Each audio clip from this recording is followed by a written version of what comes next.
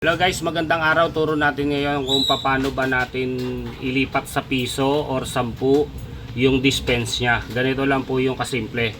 Pindutin lang natin tong switch 1 and then switch 2. I-hold natin yung switch 1 and then hold switch 2. Lalabas yung prog. Tapos nakalagay dyan 999, ibig sabihin yan yung pondo. Pag 999, okay na yan, huwag nyo na po galawin yan. Yan po yung tuloy-tuloy lang po siya na proseso. Tapos tuloy-tuloy na pag-dispense lang. Ibig sabihin kapag may laman, hindi na kailangan mag-tap para ano, kasi coin funds.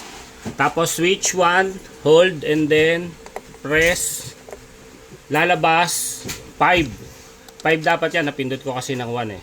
Ang gusto mo gawing 10 dispense dito, gawin mo 10 yan. Yan, gawin mo 10 kung yan. Yan, 10. Kung gusto mo naman piso, piso ang ilagay mo. So, para ka lang nag-adjust ng relo. Gawin mo lang 0. Yan. And then, ito yung pang-adjust para lumipat sa kabilang digit. Ito yon to. So, pag pinindot mo yan, mali yan. Dapat 0. Dapat 0, 0 mo yan. 0 mo muna yan. Tapos, itong kabila, 0.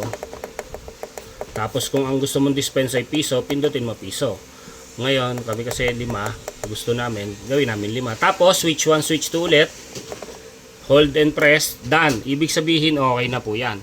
So, pwede ka na po maghulog kung ano yung set na napili mo. Kung piso, 5 o 10. Maraming salamat po.